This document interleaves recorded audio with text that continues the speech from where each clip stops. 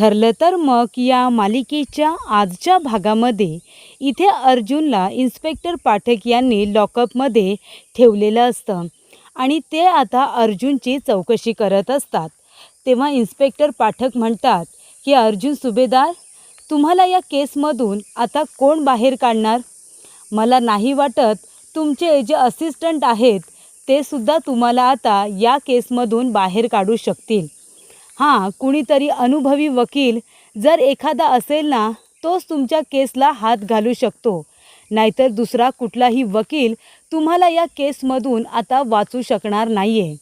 तेव्हा अर्जुन म्हणत असतो, इन्स्पेक्टर पाठक, मला दुसऱ्या कुठल्याही वकिलाची गरजच नाही आहे. कारण मी स्वतः एक वकील आहे आणि माझी केस मी स्वतः लढणार आहे. तेव्हा इथे इन्स्पेक्टर पाठक म्हणतात की तुम्ही स्वतः तुझी केस लढशील, पण मी तुला इथून बाहेर जाऊ देईन तेव्हा ना. तुझ्या केसवरती मी आहे हे विसरू नकोस. मी तुला ह्या केसमधून बाहेर पडू देणारच नाही आहे. तेव्हा इथे हवालदारांना आवाज देऊन इन्स्पेक्टर पाठक अर्जुनला जेवणाचं ताट देतात. तेव्हा अर्जुन म्हणतो, नको मला.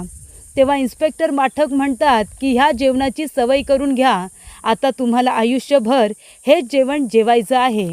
इन्स्पेक्टर पाठक तिथून गेल्यानंतर जाता जाता ते म्हणतात, माझी चहाची वेळ झालेली आहे, मला जावं लागेल. आल्यानंतर मी पुन्हा तुमची चौकशी नक्कीच करेन. तेवढ्यातच तिथे इन्स्पेक्टर मोरे आलेले असतात. तेव्हा इन्स्पेक्टर मोरे म्हणतात की ॲडव्होकेट अर्जुन सुभेदार, हे सगळं काय आहे? मी काहीच दिवसांसाठी बाहेर गेलो होतो.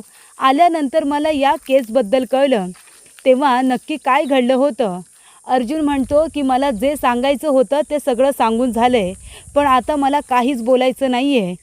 तेव्हा अर्जुन म्हणत असतो की मी जे काही बोलेन ना, इन्स्पेक्टर पाठक ते माझ्या अगेन्स्ट यूज करू शकतो. त्यामुळे शक्य तेवढं मी आता गप्पच बसणार आहे. तेव्हा इथे सायली, रविराज काका आणि चैतन्य हे तिघेजणं त्या ठिकाणी आलेले असतात. तेव्हा इथे सायली रडायला लागते. ती म्हणते, मला पूर्णपणे खात्री आहे की तुम्ही हा खून केलेलाच नाही आहे. तेव्हा अर्जुन म्हणतो, मी काहीच केलेलं नाही आहे. शांताची डेथ बॉडी माझ्या गाडीच्या डिक्कीमध्ये कुठून आली मला नाही माहिती. तेव्हा इथे आता रविराज काका म्हणतात की अर्जुन, अरे आम्ही तुझ्या बेलसाठी प्रयत्न करतोय. तेव्हा इथे अर्जुन म्हणतो, पण मला आता बेल नको आहे, मला इथेच राहायचं आहे. जर आपण जामिनासाठी प्रयत्न केले तर सर्वांना असंच वाटेल की खून मी केला आहे आणि मी स्वतःला वाचवण्याचा प्रयत्न करतो आहे. पण मी आता इथे जामिनासाठी नाही तर पहिल्या हेअरिंगसाठी प्रयत्न करणार आहे. चैतन्य, तू माझ्यासाठी एक काम कर. इथे आता स्पेशल आता परमिशन घे की आपल्यासाठी एका रूमची व्यवस्था केली जाईल जिथे मी माझ्या केसचा स्टडी करू शकतो. माझी स्वतःची केस आता मी स्वतः लढणार आहे आणि नुसती लढणार नाही आहे तर ती जिंकणारसुद्धा आहे. तेव्हा रविराज काका म्हणतात, अर्जुन, आपण जामिनासाठी प्रयत्न केले असते तर तुला जामीन मिळालाही असता. कारण का, तुझ्या डिक्कीमध्ये गाडीच्या डेथ बॉडी सापडली आहे. याचा अर्थ तूच खून केला असा त्याचा अर्थ होत नाही. त्यामुळे तुझा जामीन मंजूर झाला असता. पण तू नाही म्हणतोयस तर आपण वाट बघूया. तेव्हा इथे अर्जुनने चैतन्यला पहिल्या हेअरिंगसाठी आता प्रयत्न करायला सांगितलेले असतात.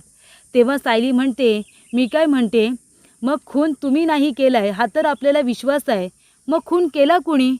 तेव्हा इथे सायली म्हणते, मला ज्या व्यक्तीचा संशय आहे तुम्हालासुद्धा त्याच व्यक्तीचा संशय आहे का?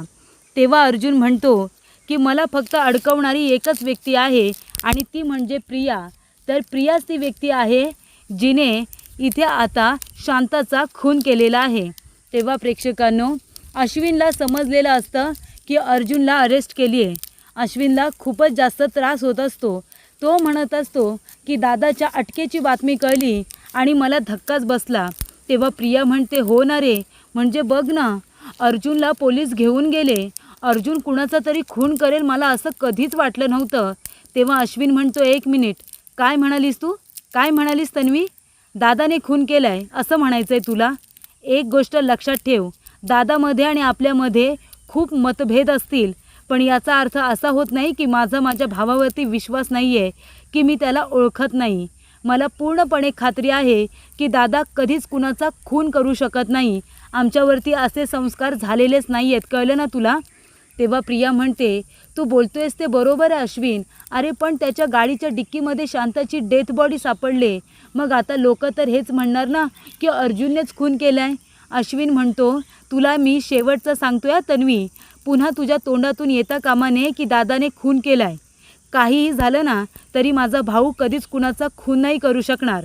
मला त्याच्यावरती पूर्णपणे विश्वास आहे की तो कधीच कुणाला मारू शकत नाही. आणि आता जर तू पुन्हा तुझ्या तोंडातून हा शब्द काढलास ना तर माझ्यापेक्षा वाईट कुणीही नसेल. असं म्हणून अश्विन तिथून आता बाहेर पडतो. तेव्हा प्रिया म्हणते, बिंडोक अश्विन, पहिल्यांदा तू अगदी बरोबर बोललायस की अर्जुन कधीच कुणाचा खून करू शकत नाही. कारण खून अर्जुनने नाही तर कुणीतरी वेगळ्याच व्यक्तीने केला आहे. आणि तो कुणी केला आहे ना हे फक्त मला माहिती आहे. असं आता इथे प्रिया म्हणत असते. प्रेक्षकांनो, प्रियाला आठवत असतं नक्की त्यावेळेला काय घडलेलं असतं. रात्रीच्या अंधारामध्ये शांता आणि इथे सुयश दोघेजण आलेले असतात. तेव्हा शांता आल्या आल्या दारावरती लावलेली नोटीस काढून फेकून देते. तर इथे जो आता सुरेश आहे ना तो वाट बघत असतो की इथे शांताबरोबर अजून कुणी आले ते बघून त्याला प्रियाला फोन करायचा असतो. प्रियाला इथे अश्विनचा फोन आलेला असतो. तेव्हा प्रिया म्हणते, हा बिंडोक अश्विन आता मला का फोन करतोय? मी तर त्या सुरेशची वाट बघते आणि आता याने कशाला फोन केला आहे? तेव्हा इथे अश्विनचा फोन ठेवल्यानंतर सुरेशबरोबर प्रिया बोलत असते. आणि तेव्हा प्रेक्षकांनो, इथे आता प्रिया म्हणत असते, काय रे काम झालं का? तो म्हणतो की शांता मावशी इथे आली आहे आणि तिच्याबरोबर अजून एक कुणीतरी माणूस आला आहे. प्रिया म्हणते, तू त्याचा बंदोबस्त कर. शांताजवळ मला थोडं बोलायचं आहे, तिचं मी काय करायचं ते बघेन. तेव्हा इथे आता सुयश त्या ठिकाणी लपून बसलेला असतो. शांता मावशीची वाट बघत असतो. तेवढ्यातच इथे आता लगेचच सुयशवरती हात उगारतो, त्याला मारण्याचा प्रयत्न करत असतो. पण आता सुयश काही ऐकत नाही. तो त्याची गचंडी पकडतो आणि त्याला मारायला सुरुवात करतो. पण इथे आता सुयशला सुरेशने मारलेलं असतं प्रियाच्या माणसाने आणि त्याला बेशुद्ध करून भिंतीवरती त्याचं जोरात डोकं आपटून त्याला तिथेच ठेवलेलं असतं. तेव्हा प्रिया तिथे येते आणि म्हणते, काय रे त्याचं काम केलंस का? बेशुद्ध आहे ना तो? आता चल त्याच्या अंगावरती पांघरून टाक, कुणाला तो दिसता कामा नये आणि आता शांता मावशीचं काम मला करू दे. तेव्हा ती म्हणते, चेहरा जरा नीट कर, चेहरा घाबरलेला दिसता कामा नये. कुणी जर विचारलं तर काय सांगशील? तेव्हा नॉर्मल राहा आणि इथे वाट बघ, कुणालाही आतमध्ये येऊ देऊ नकोस, कळलं का? तेव्हा प्रेक्षकांनो, प्रिया आता म्हणते, शांता मावशी काय गं तू पण? मी तर तुला समजवायला आले होते, तुझ्याजवळ फक्त बोलायला आले होते की तू अर्जुन सायलीची मदत करू नको, तू माझी मदत कर. पण तुला माझी मदत करता आली नाही ना? शेवटीला काय झालं गं? तुला जीवानिशी जायला लागलं ना? तेव्हा इथे प्रिया म्हणत असते, मी तुझ्याजवळ किती शांतपणे बोलण्याचा प्रयत्न केला, पण तू माझं ऐकून न घेता तू मला उलटसुलट बोलायला लागलीस. तेव्हा प्रिया म्हणते, काय गं हे शांते? शांता मावशी म्हणते, काय गं तू इथे काय करतेस? प्रिया म्हणते, हे बघ शांता मावशी, मी इथे फक्त तुझ्याशी बोलायला आले. जे काही बोलते शांतपणे ऐकून घे. मला माहिती आहे अर्जुन सायलीने तुला आणि माझ्या आईवडिलांना मैना आणि सदाला राहण्यासाठी एक घर दिले. तुम्ही त्यांच्या ताब्यात आहात ना? मला सगळं काय माहिती आहे. मी फक्त तुला एवढंच सांगायला आले की तू आहे ना अर्जुन सायलीला मदत नको करू, तू माझी मदत कर ना. तेव्हा इथे शांता म्हणते, अजिबात नाही. तेव्हा प्रिया म्हणते, मी तुला हवा तेवढा पैसा देईन.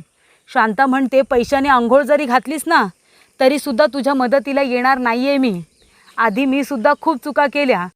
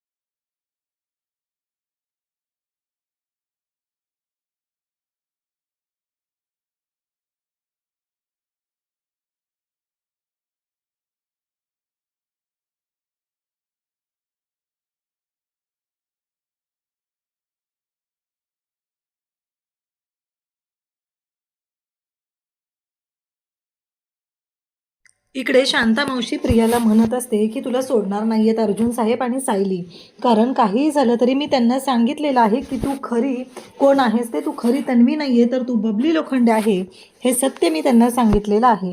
त्यामुळं तुझी तर वाट लागणार आहे, एवढं लक्षात ठेव, असं शांता बोलत असते. आणि इकडे प्रियाला मात्र ती धमकावत आहे. पण प्रियाच्या अंगात जरा जास्तच उर्मी आहे हे तर आपल्याला माहिती आहे. जेव्हा शांता प्रियाला म्हणते की मी त्यांना सांगितले की तू खरी तन्वी नाही आहे, तू बबली लोखंडे आहे, तेव्हा मात्र प्रियाने शांताचा गळा पकडलेला असतो. ती पकड लूज होते. आता शांता त्या संधीचा फायदा घेऊन तिथून पळायला लागते. पण प्रिया मात्र शांताला सोडत नाही, तिच्या मागे धावत जाते. आणि जेव्हा तिच्या मागे धावत जाते त्याच वेळेस इकडे तिला किचनच्या तिथे घेऊन जाते आणि म्हणते तू काय बोललीस, तू माझ्याबद्दल सांगणार आहेस. माझ्याबद्दल एक गोष्ट लक्षात ठेवायची, कारण तू माझ्याशी पंगा घेऊ शकत नाही. काय सांगितलंस तू, आता बघ, आता मर तुझ्या मरणारे, काय काय सांगणार आहेस ना ते सांग, मला कळलं पाहिजे, मला तू काय काय करू शकते ती. असं म्हणत आता ज्या पद्धतीने प्रिया ही शांताला मारत असते ते मात्र खूपच विचित्रच असतं. इतक्या विचित्र पद्धतीने हे सगळं चाललेलं असतं.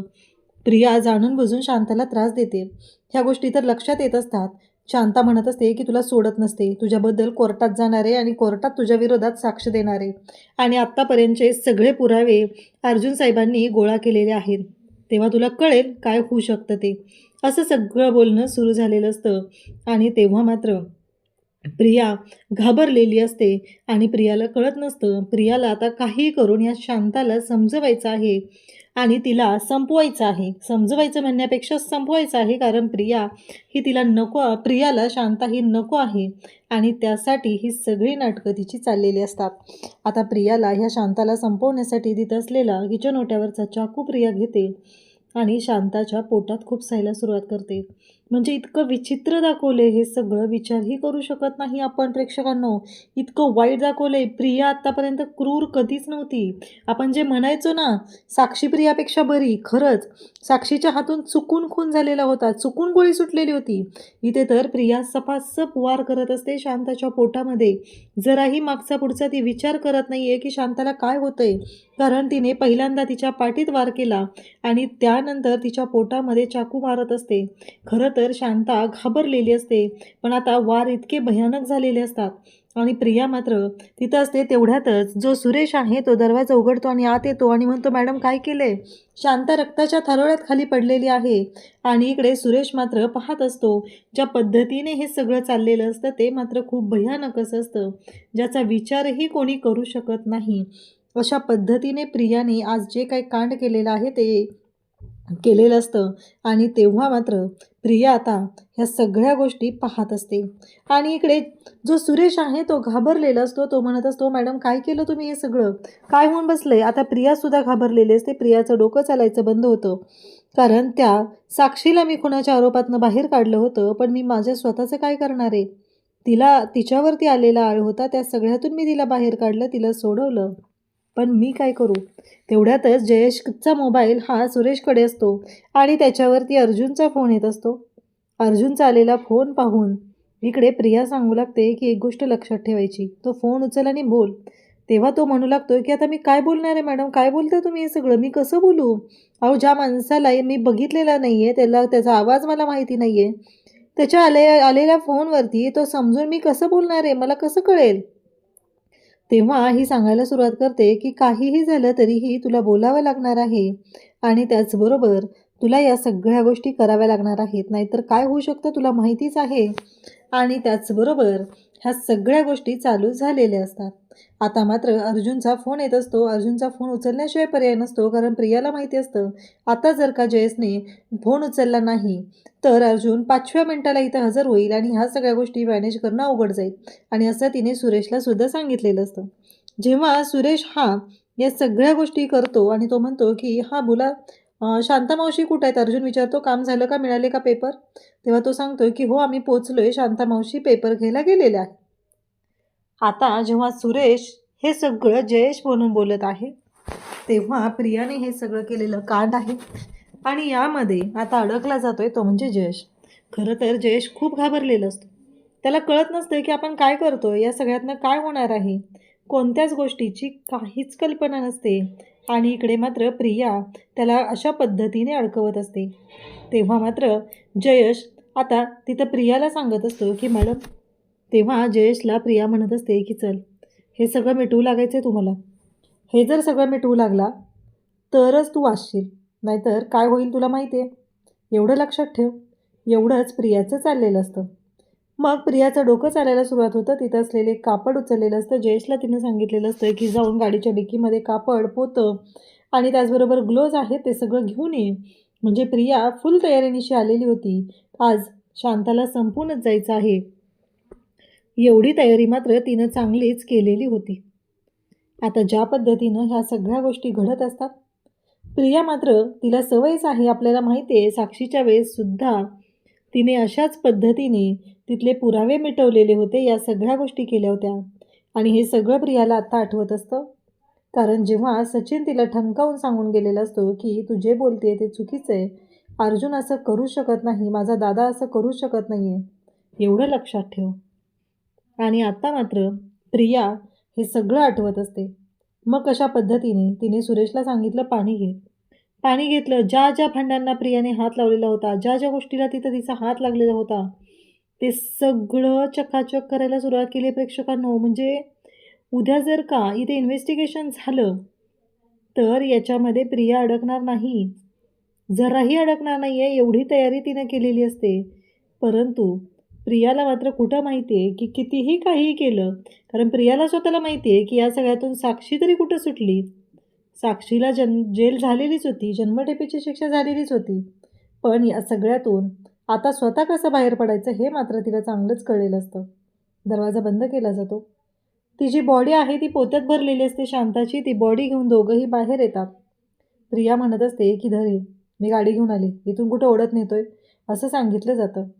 आणि जयेश मात्र तो गाडी घेऊन तिथं प्रिया यायची वाट बघत असतो. आणि जेव्हा प्रिया येते तेव्हा मात्र आता जयेश आणि प्रिया दोघंही ते पोतं गाडीमध्ये उचलून टाकतात. आणि जयेशला प्रिया पैसे देते आणि सांगते की हे पैसे घ्यायचे आणि पनवेल सोडून लांब जायचं. एवढं लक्षात ठेव. काहीही झालं तरीही या सगळ्यामध्ये अडकायचं नाही. कसलंही कुठंही नावाचा उच्चारही करायचा नाही, एवढं लक्षात ठेव. असं बोलल्यानंतर जयेशला पैसे दिलेले आहेत आणि एवढं सांगितलं जातं की पहिलं जाण्याआधी तिथं जो मोबाईल आहे त्या जयेशचा, तो मोबाईल तिथं ठेव, त्याच्यावरचे फिंगरप्रिंट पुसून घे आणि त्याच्या खिशात मोबाईल ठेव. इकडे प्रियाला आता हे सगळं आठवतं. प्रिया म्हणते की अशा वेळी माझं डोकं खूप चालतं. आता मोठा पर्याय राहिलेला होता की आता काय करायचं, कारण काहीही झालं तरीही आत्ता ही डेड बॉडी जी आहे ती कुठं ठेवायची. सगळीकडे पोलिसांचं चेकिंग लागेल, मी अडकली जाईल ही भीती होती. आणि मग प्रिया स्वतः सांगत असते की तेव्हा माझं डोकं जास्त चालायला सुरुवात करत होतं. इकडे अर्जुन आणि सायली नेमकं आईस्क्रीम खायला बाहेर गेलेले असतात. ते घरी आलेले असतात आणि प्रिया तिथं पोहोचलेली असते. आणि प्रिया मात्र या सगळ्या गोष्टी करत असते. आणि इकडे अर्जुन आणि सायली दोघंही तिथं असतात. आणि अर्जुन आणि सायली ज्या पद्धतीने हे सगळं करत असतात, म्हणजे अर्जुन सायलीबरोबर रोमॅन्टिक झालेला असतो. सायली म्हणत असते अहो काय चाललं आहे हे सगळं, पण हे सायलीचं नेहमीच असतं. अर्जुन म्हणत असतो की आपण जागूया ना आज. सायली म्हणते चला झोपायला. खरं तर अर्जुन आणि सायली दोघंही तिथं जागले असते तर ही गोष्ट घडलीच नसते. आणि आता अर्जुनचा एक मूर्खपणा नडतो, तो म्हणजे अर्जुनची चावी. अर्जुनच्या गाडीची चावी तिथं सोप्यावरती राहते आणि प्रिया त्याच संधीचा फायदा घेते. एवढ्या अशा परिस्थितीत सुद्धा एखादी व्यक्ती एवढा विचार करत असेल तर प्रेक्षकांना विचार करण्यासारखी गोष्ट आहे. आणि त्याचवेळी इकडे आपल्याला पाहायला मिळतं ते म्हणजे प्रिया ज्या पद्धतीने हे सगळं मॅनेज करत आहे ते मात्र खूपच भयानक असं आहे. आता उद्याच्या भागात आपल्याला पाहायला मिळतं की हिअरिंगचा दिवस होता, पुरावे नव्हते, त्यामुळं अर्जुन आत्ता पुन्हाही त्याच कस्टडीत आलेला आहे. आणि तो इन्स्पेक्टर पाटेकर आहे, तो अर्जुनला म्हणतो की एक गोष्ट लक्षात ठेवा, आता जर पुढच्या हिअरिंगला तुम्ही पुरावे देऊ शकला नाही तर ॲडव्होकेट साहेब तुमची सनद जाणार आहे, ही गोष्ट लक्षात ठेवा. अर्जुनला मात्र खूप राग आलेला आहे. चैतन्यसुद्धा तिथं आहे, सायली तिथं आहे आणि आता इन्स्पेक्टर सावंतसुद्धा पोचलेले आहेत. त्याचबरोबर ह्या सगळ्या गोष्टी खूपच विचित्र पद्धतीने चाललेल्या आहेत. तोपर्यंत घरावरती एक वेगळं संकट आले. लोक मोर्चा घेऊन आलेले आहेत. अर्जुन सुभेदार हाय हाय म्हणत आलेले आहेत. आणि अर्जुन सुभेदार हे गुन्हेगार आहेत, त्यांनी खून केला आहे. अजून किती खून केलेत, याच्या आधी कधी केलेले आहेत का? अशा सगळ्या गोष्टी बोलल्या जात असतात तेव्हा सायली तिथे येते आणि म्हणते की ॲडव्होकेट अर्जुन सुभेदार हे गुन्हेगार नाही आहेत. काहीही केलं तरीही त्यांनी काहीही केलेलं नाही आहे ही गोष्ट लक्षात ठेवायची. आणि तुम्हाला स्वतः ॲडव्होकेट अर्जुन सुभेदार याबद्दल माहिती देते. त्यामुळं तुम्ही कोणीही मध्ये पडण्याची गरज नाही. असं म्हणत अर्जुन त्याचबरोबर इकडे सायली घरातले सगळे एकत्र आलेले आहेत आणि आता ह्या लढ्याची साथ दिली जाणार आहे. हा लढा ते लढणार आहेत एकत्र येऊन. कितीही प्रियाने कांड केलं तरीही प्रिया मात्र यामध्ये अडकलीच जाणार आहे. अशाच अपडेटसाठी चॅनलशी कनेक्ट राहा. थँक्यू.